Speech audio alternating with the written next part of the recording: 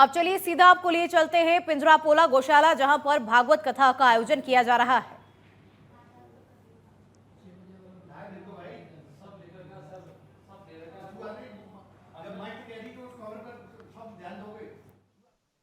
भगवान से भगवान को क्यों नहीं मांग लेते? तक्षक नाम के नाग ने आकर दंश किया, लेकिन परीक्षित जी महाराज तो ब्रह्म में पूर्व में विलीन हो चुके थे। मरण धर्मादेह भस्म हुआ, लेकिन आत्म तत्व तो परमात्म तत्व में विलीन हो चुका था। जन्मेजय ने सर्प यज्ञ किया, सर्पों का आह्वान करने लगा, मेरे पिता महाराज को इसी तक्षक नाग ने डसा है, इसके वंशजों को, तक्षक नाग को मैं नहीं छोड़ूंगा। सर्प शत्रु को रुकवाया है। सौनकादि ऋषियों को उपदेश श्रवण करवाते हुए सूत जी महाराज कहते हैं, श्रीमद् भागवत का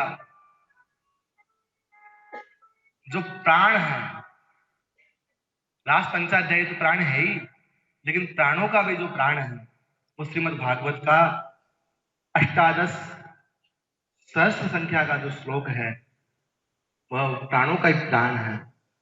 श्रीमद् भागवत का मानो अंतिम उपदेश ही नहीं, श्रीमद् भागवत का संपूर्ण सार सर्वस्व यही है। नाम संकीर्तनम यस्य सर्व पाप प्रणाशनम, प्रणामो दुःख शमनस्तं नमामि हरिं परम्। नाम संकीर्तनम यस्य सर्व पाप प्रणाशनम, प्रणामो दुःख शमनस्तं नमामि हरिं परम। भगवान नाम संकीर्तन ही सभी पापों का प्रणाशन करने वाला है, सभी पापों का नाश करने वाला है। ऐसे श्री परम हरि जिनको किया गया एक बार का प्रणाम भी दुःख शमनस, सभी दुखों को मिटाने वाला है। सूत जी महाराज ने सौनकादि ऋषियों को कथाक्रम में बताया। मार्कंडेय महर्षि ने भगवान की लीला को देखना चाहा, भगवान की माया को देखना चाहा। भगवान के भक्त बड़े विचित्र होते हैं। कोई भक्त बोलते हैं हमें भगवान की माया से बचना है, लेकिन महर्षि मार्कंडेय कहते हैं हमें भगवान की माया देखनी है। माया के रूप में क्या देखते हैं? संपूर्ण संसार, संपूर्ण ब्रह्मांड में जल वृष्टि हो गई, सब प्रलय हो गया, जल में सब लय हो गया। उस प्रलय की अवस्था में महर्षि मार्कंडेय आंख फाड़ फाड़ करके एक ऐसा दृश्य देखते हैं।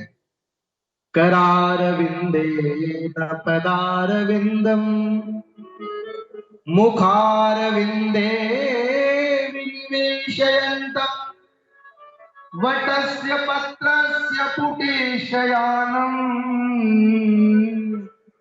बालं मुकुन्दं मनसा स्मरामि, बालं मुकुन्दं मनसा स्मरामि। करारविंदेन, जो अपने कर कमल से, कर अरविंद से, पदारविंदम, अपना पदारविंद चरण कमल का जो अंगुष्ठ है उसको भगवान अपने नन्हे हाथों से अपने मुख में ले रखे हैं।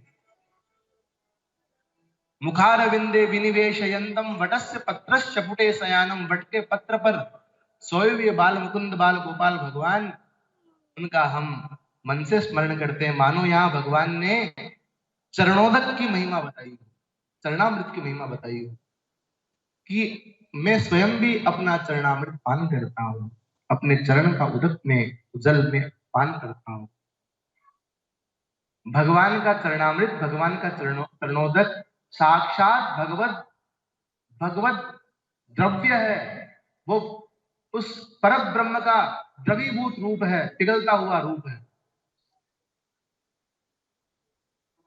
भक्त के लिए संपत्ति क्या है? भक्त की संपत्ति भगवान नाम के साथ साथ भक्त के प्रेमाश्रु भक्त की संपत्ति है। उन प्रेमाश्रु ने भगवान नाम को बल दिया है। ऐसे ही वो जिन भगवान के प्रति हमारी अगाध निष्ठा है, वो भगवान उस द्रवीभूत ब्रह्म के रूप में, चरणामृत के रूप में हमारे सम्मुख आकर हमारे मुख के द्वारा हमारे हृदय में बैठते हैं। इसलिए भगवान का चरणोदक, भगवान का चरणामृत सदा सर्वदा ग्रहण करना चाहिए।